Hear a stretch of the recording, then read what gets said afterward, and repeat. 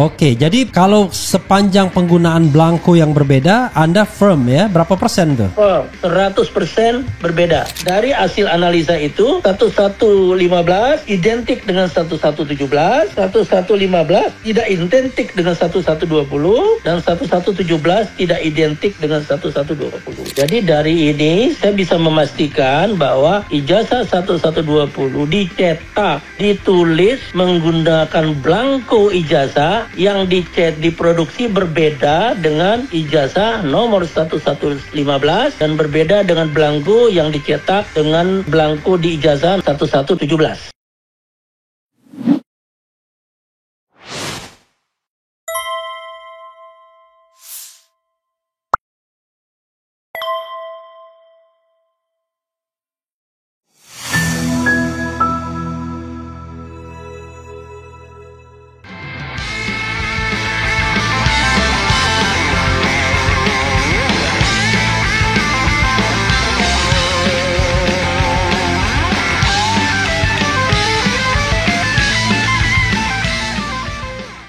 Assalamualaikum warahmatullahi wabarakatuh.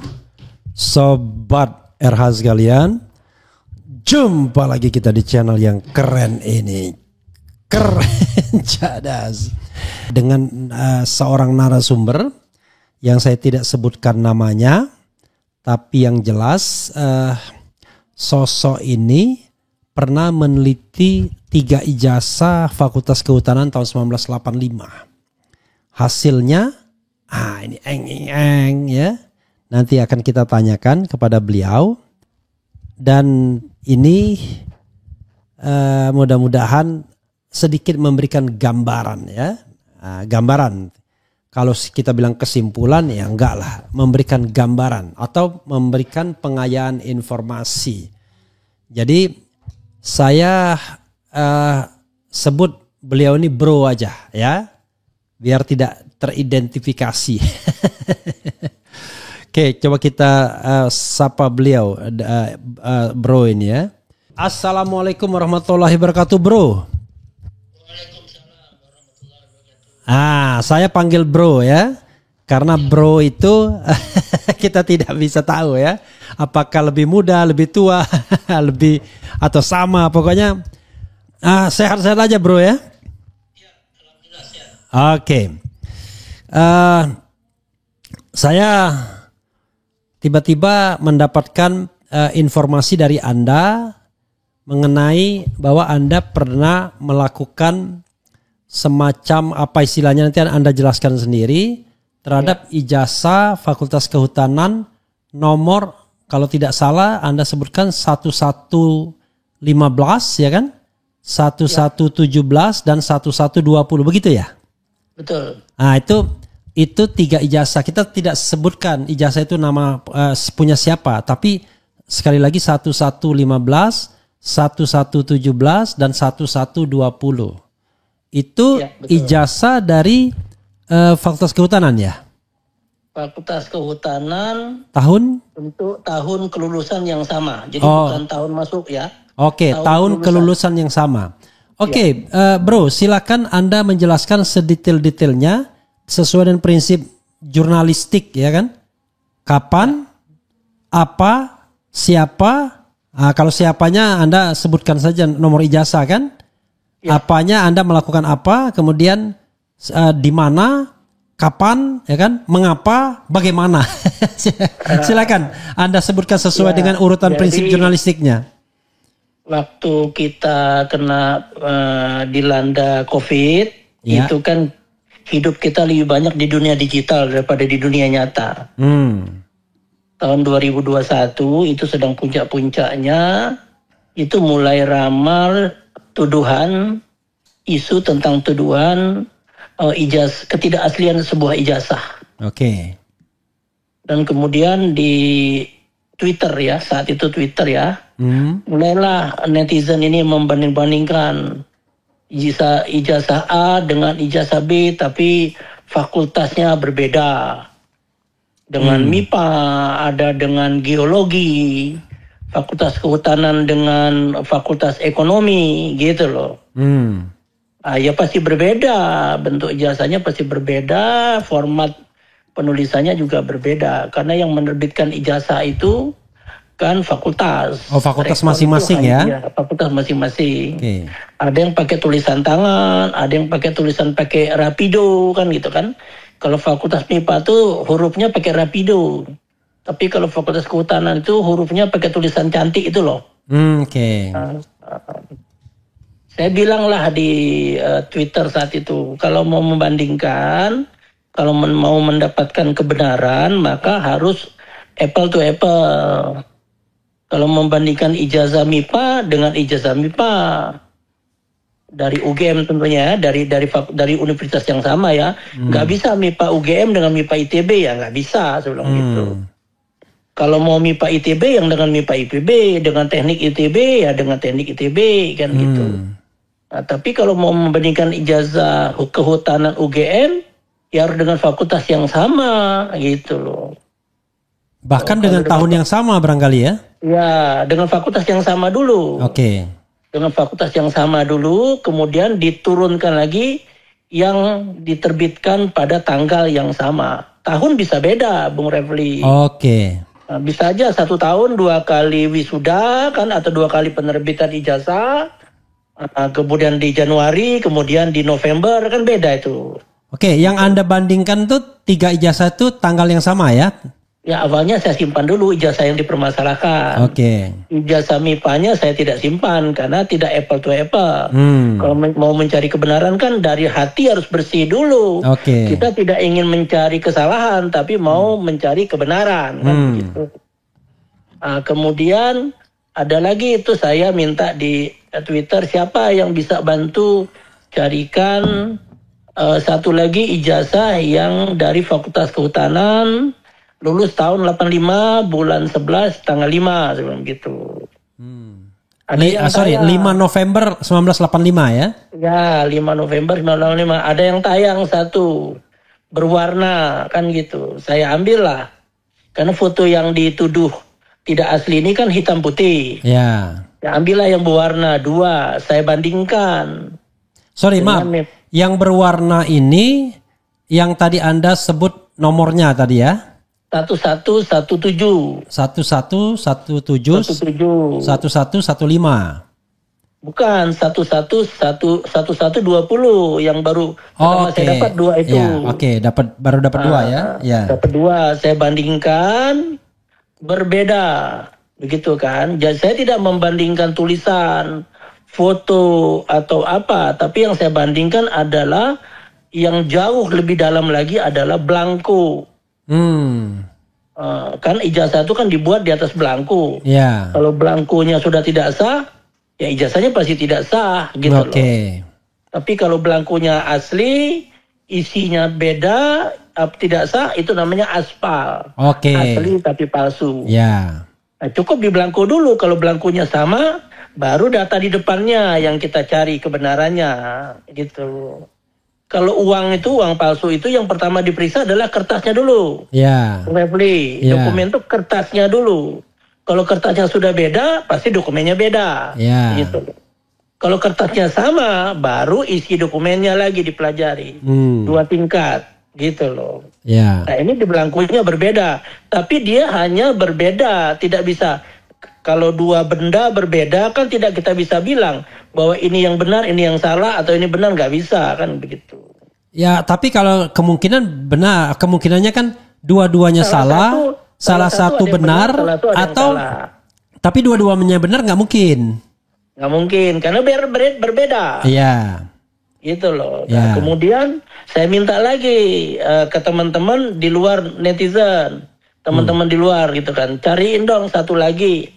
Saya mendapat perbedaan, tapi bisa yang A yang minoritas atau yang B yang minoritas. Saya perlu pihak ketiga, gitu kan. Kalau voting itu kan pihak ketiga minimal ganjil kan. Gitu. Nah tiba-tiba jam 1 pagi saya dapat kiriman via WA. Satu lagi foto ijazah hitam putih, nomor ijazah 1115. Oh 1115. Kemudian saya bandingkanlah menggunakan visual comparison, jadi komparasi visual. Visual comparison ya? Komparasi visual. Kalau Comparison atau kompresi? Comparison. Komparasi. Oke, ya, comparison ya. Ya. Oke, comparison. Kebetulan saya tuh pernah punya percetakan dulu masih bujangan. Jadi sudah terbiasa melihat para ahli cetak saya tuh melakukan montase. Montase itu Bung Refli kalau datang ke percetakan, Bung Refli bilang bisa nggak cetakin ini kartu kop surat saya sudah jelek nih di ini ya, bisa nggak cetakin. Tapi dokumen yang Bung Refli kasih kan tidak ada filmnya dalam bentuk kertas. Oke. Nah biasanya kita membuat film baru dengan melakukan teknik montase. Nah, supaya hurufnya diletakkan di tempat yang sama. Dulu belum pakai ini ya, belum pakai laser, dulu pakai litograf itu loh yang dikerok itu loh, huruf dikerok itu loh Pak. Ya, itu. oke. Itu teknik montase. Tapi itu tidak bisa 100% sama. Okay. Karena ada pemekaran, ada penyusutan. Karena dulu bukan digital kan, analog gitu loh. Tapi Bung Refli kalau sudah jadi master, Bung Refli cetak 1 juta lembar pun, lembar yang pertama dengan lembar yang terakhir itu sama. Sama. Ya paling gradasi warnanya aja yang mungkin sudah ada, kalau ada pucat gitu. Tapi makanya kalau ganti tinta, tapi titiknya, lokasi titiknya itu koordinat titik setiap ini. Karena kan film itu kan raster. Iya. Raster itu ada kan jutaan titik sebetulnya. Itu kalau kita zoom kelihatan bahwa raster ini sudah berbeda dengan ini. Kalau di dalam master yang sama itu 100% sama hasilnya.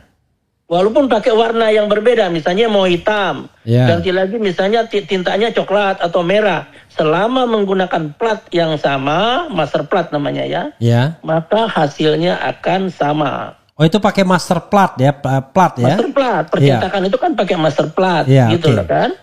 Nah sehingga biasanya master itu disimpan, Bung Refli. Untuk pesanan yang baru ya, untuk pesanan lain. Pesanan yang akan datang.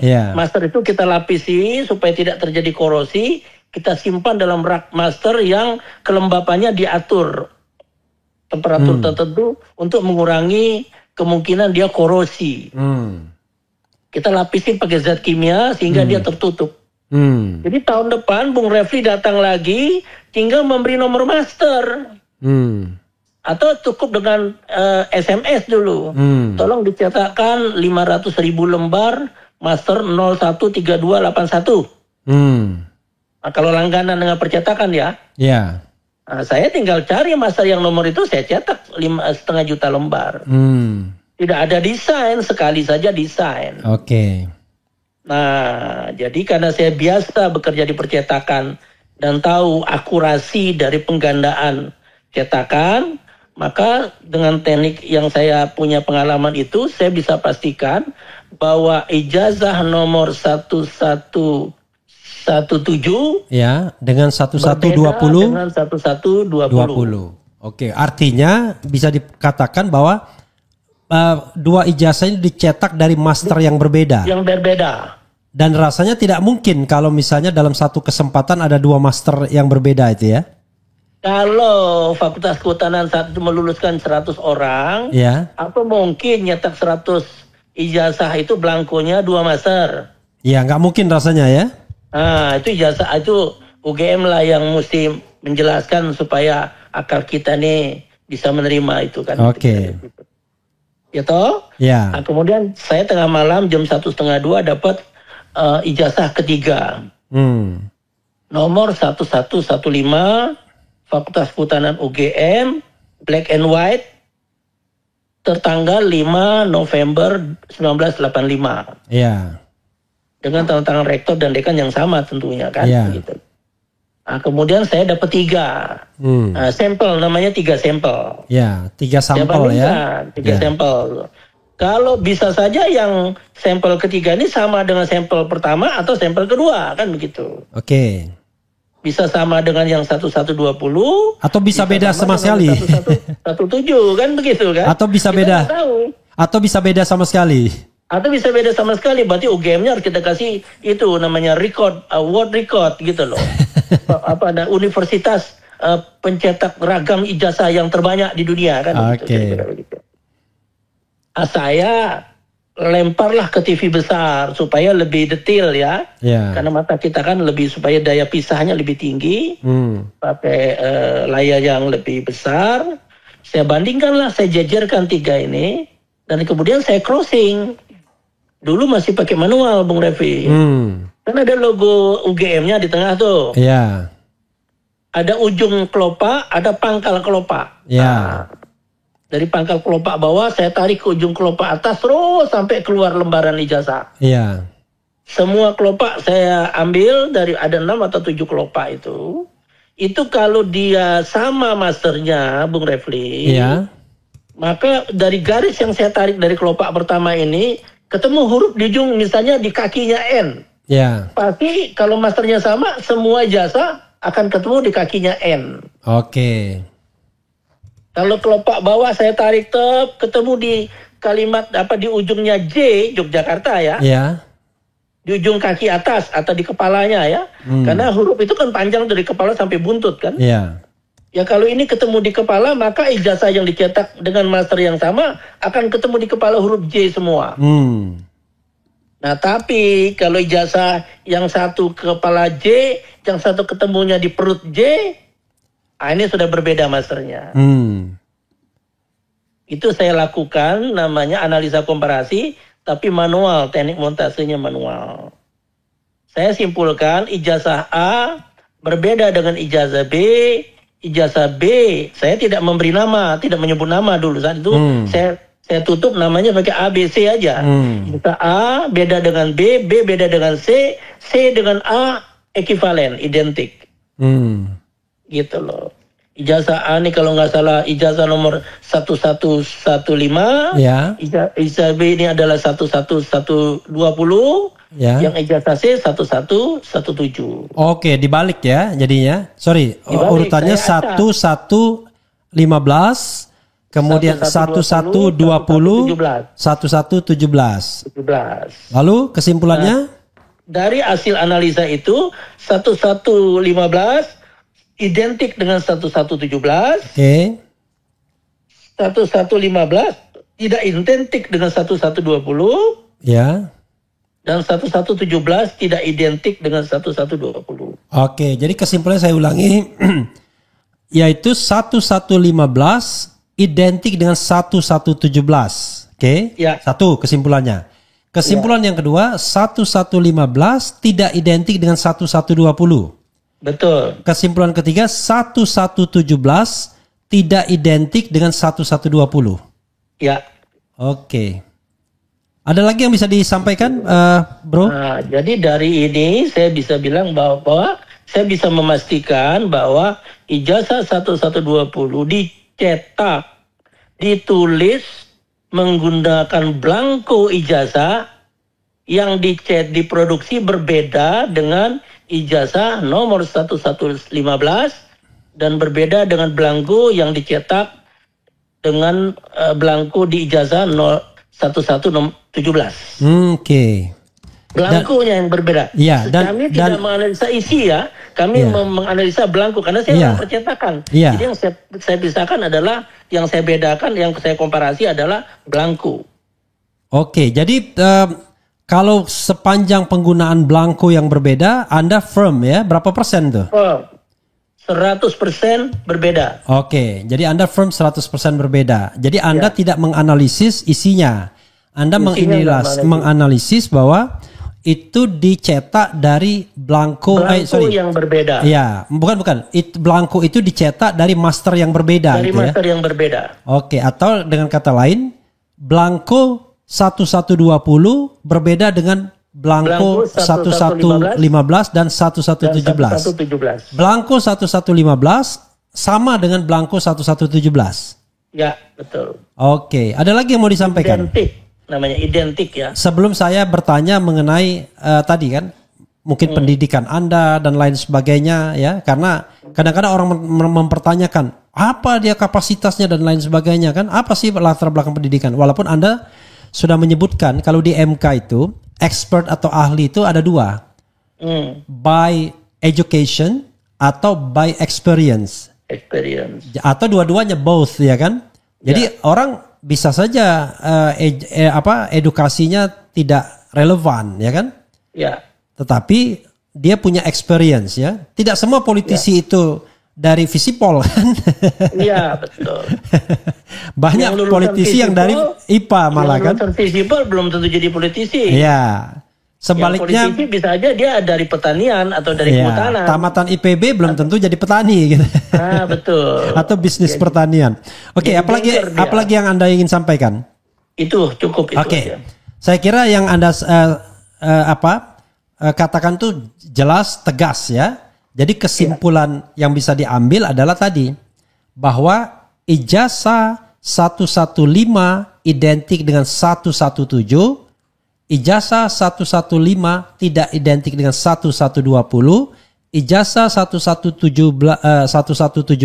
tidak identik dengan 1120 ya. Itu kesimpulan umum satu. Kesimpulan umum dua, blanko 1115 identik dengan blanko 1117, blanko 1115 tidak identik dengan blanko 1120, blanko 1117 tidak identik dengan blanko 1120. Begitu ya? Betul. Oke. Nah, orang tentu akan bertanya, Anda ini cuma sekedar pedagang atau orang yang berpendidikan? Sorry, maaf ya. Tanpa menyebutkan asal universitas atau fakultas tentu relevan kan? Fakultas apa, tetapi universitasnya nggak disebutkan, is okay, nggak apa-apa. Silakan. Ya, saya itu insinyur elektro. Oke. Pengkhususannya adalah komputer dan telekomunikasi. Oke, jadi Anda insinyur elektro. Ya. Kekhususannya komputer, elektronik dan telekomunikasi. Oke, komputer dan telekomunikasi. Jadi Sobat R sekalian, ini orang yang tidak buta teknologi pastinya. Jadi gini, orang elektronik itu orang yang biasa bermain dengan ukuran kecil, 10 mm. Oke. Dia merancang PCB itu, dia sangat halus dan sangat detail. Sehingga dia terbiasa bekerja, berpikir secara detail. Nah, ini membandingkan secara visual 2-3 dokumen ini membutuhkan kemampuan melihat secara detail. Oke. Gitu. Dan tapi kalau seperti Rismon berarti saja kita nggak punya kemampuan, kita harus detail, dilihat, ditatap gitu kan, diperbesar, di zoom sampai 1000 kali kan begitu. Jadi kalau dengan forensik itu kan tugasnya adalah detailer kan gitu. Kalau dengan mata biasa ya nggak bisa lah ya. Ya kayak sidik jari. Mana bisa saya membedakan sidik jari saya dengan refli itu sama beda? Atau sidik jari yang ada di kaca sebuah mobil adalah sidik jari si A, nggak bisa. Itu harus diambil, diperbesar, komputer nanti yang membedakan, kemudian ketemulah di dalam database sidik jari. Oh, ini sidik jarinya refli, berarti ini betul mobilnya refli yang hilang kemarin, kira-kira begitu. Oke, bro, ini pertama terima kasih ya, Anda sudah sharing pengalaman, ya kan? Kalau seandainya pengalaman atau pengetahuan Anda itu dibutuhkan untuk sebuah proses hukum, Anda bersedia atau nggak bersedia? Kalau untuk kepentingan kebaikan bersama ya bersedia. Oke, bersedia ya. Misalnya one day tiba-tiba datang penegak hukum ke saya ya kan, dia minta tolong dong saya dihubungkan dengan yang bersangkutan, Anda bersedia? Bersedia ya.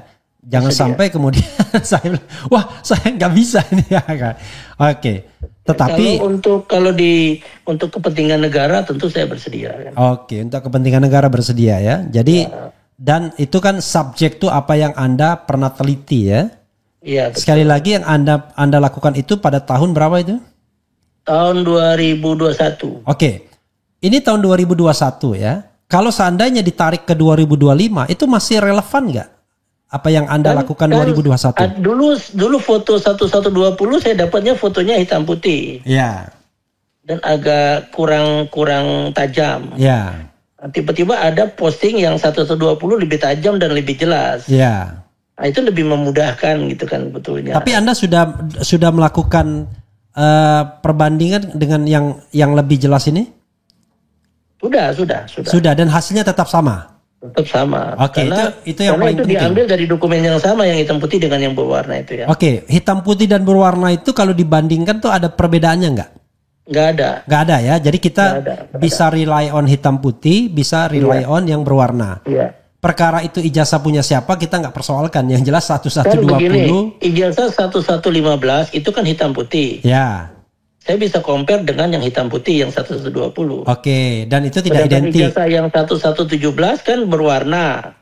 Oh, bisa compare dengan yang berwarna. Dengan yang berwarna 1120. Oke, dan itu jawabannya sama, tidak identik ya? Tidak identik ya. Dan Anda melakukan itu apple to apple ya? Apple to apple, dan saya tidak menyebut nama karena saya lebih ke membandingkan dokumen ya. Bagaimana dan Anda saya tidak mau disebut di ruang publik nama si A nama si B, itu kan sudah personal nanti. Iya. Nah, bagaimana Anda kemudian bisa mengatakan bahwa 115 dengan 1115 dan 1117 itu identik padahal satu warna satu tidak?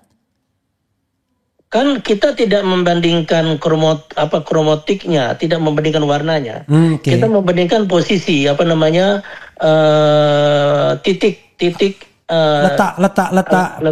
letak partikel-partikel ya, itu ya, crossingnya. Oke, saya hanya penegasan saja. Anda kan tadi sudah menjelaskan sesungguhnya ya kan, Anda tarik itu. Saya tidak membandingkan warna, tidak. Ya, karena warna itu difoto pakai Android, ijazah yang sama, kemudian difoto pakai iOS, difoto lagi pakai digital LSR, beda-beda keluarnya itu, gitu loh. Oh, karena warna itu penangkapannya kan bisa berubah karena lensa dari kamera yang pada saat diambil. Ya kayak kita lah, kita bisa lebih ganteng, bisa lebih jelek gara-gara warna. Itu. Tapi kalau titik jarak dua mata dengan hidung, di crossing itu tidak berubah kan. Oke. Ya sebenarnya itu juga yang dilakukan oleh Dr. Tiva, tapi kita tidak membicarakan itu kan. Orang bisa berubah, tetapi ada yang tidak berubah, ya kan? Jarak antara dua mata gitu kan? Ya, dengan tulang hidung. Hidung, kemudian gigi, rahang gitu-gitu ya. Kemudian susunan gigi gitu. Itu kecuali kepalanya dihantam oleh truk ya. Kemudian disusun ulang gitu ya. Seperti Terminator itu kan berubah. Terminator. Itu bisa berbeda. Bahkan dia bisa cair jadi logam cair. Betul. Barangkali Anda bisa melakukan closing statement ya. Saya tentu berterima kasih kepada Anda yang sudah mau sharing pengalaman Anda, dan kalau misalnya penegak hukumnya mendengar ini, ya tentu Anda menjadi orang yang barangkali berharga bagi mereka.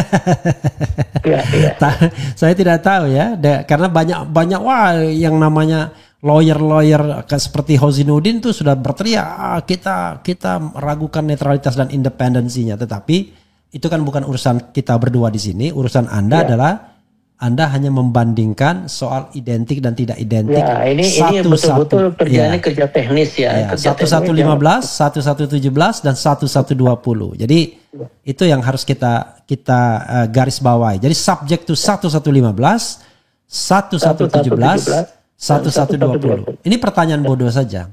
Tiba-tiba muncul berduyun-duyun ijazah yang identik dengan 1120. Misalnya. Ya enggak apa-apa.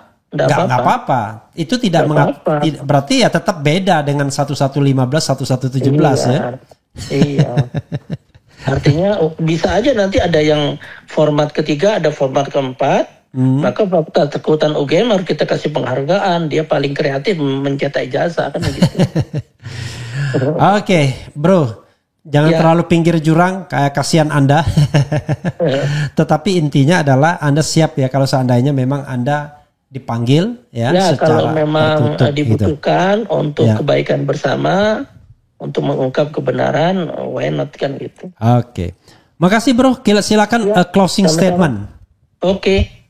Jadi teman-teman semua ya, ini kita tidak perlu bertengkar, tidak perlu membela kelompok A, tidak perlu membela kelompok B, karena kita sama-sama anak bangsa. Ya, kita serahkan saja kepada aparat penegak hukum Dan nanti aparat penegak hukum juga bisa bertindak seadil-adilnya, Insya Allah ya. setransparan mungkin gitu, agar kebenaran yang disampaikan nanti bisa diterima oleh semua pihak.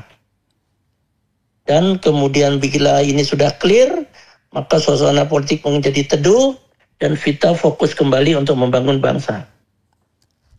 Oke, bro, terima kasih ya. Ya, terima kasih sama-sama. Oke, makasih. Assalamualaikum warahmatullahi wabarakatuh. Waalaikumsalam warahmatullahi wabarakatuh. Ya, saudara sekalian, itu dengan narasumber saya. Jadi sekali lagi, bukan saya yang mencari, dia yang menghubungi saya. Lalu karena menarik, ya saya sudahlah, kita live by phone saja, identitasnya tidak disebutkan, ya kan? Biar kemudian tidak membawa konsekuensi apa-apa. Kita juga tidak menyebutkan nama-nama, ya. Hanya menyebutkan nomor. Sekali lagi nomornya itu 1115, 1117 dan 1120. Untuk 1115 itu ijazahnya hitam putih. 1117 ijazahnya warna. 1120 ada yang warna dan ada yang hitam putih. Hasil kesimpulannya adalah ijazah 1115 identik dengan 1117. Ijazah 1115 sebagai kesimpulan kedua tidak identik dengan 1120. Kesimpulan ketiganya, ijazah 1117 tidak identik dengan 1120. Itu 3 kesimpulan mengenai soal identik dan tidak identik, ya. Nah, kalau kita itu terkait dengan tadi masternya, ya, plat masternya, ya, penggunaan plat masternya. Kalau kita terkait dengan blankonya, maka kita bisa mengatakan hal yang sama. Blanko 1115 identik dengan blanko 1117. Blanko 1115 tidak identik dengan blanko 1120. Dan blanko 1117 tidak identik pula dengan blanko 1120. Itu saja sobat era sekalian, ya. Mudah-mudahan apa yang saya sampaikan ini jelas dan bermanfaat, ya, buat kita semua. Tentu sekali lagi seperti pesan dari narasumber, kita mau cari kebenaran. Mudah-mudahan ini bisa diselesaikan, ya, sesuai dengan fakta yang benar, ya, dan tentu dengan proses yang berintegritas, bukan proses yang katakanlah gelap, tidak transparan, tidak akuntabel dan lain sebagainya. Nanti setelah ini selesai kita move forward sebagai bangsa ke depan, bagaimana membangun bangsa ini secara lebih baik dan dikaitkan pula dengan iklim demokratisasi yang rasanya makin mengancam saja. Sepanjang kita ngomong memuji kekuasaan nggak ada masalah, tapi begitu sudah mengkritik kekuasaan atau orang yang pernah berkuasa, masalah di situ. Mudah-mudahan Indonesia makin baik dan cerah di bawah kepemimpinan Prabowo Subianto. Wassalamualaikum warahmatullahi wabarakatuh. Keren, cadas, cia.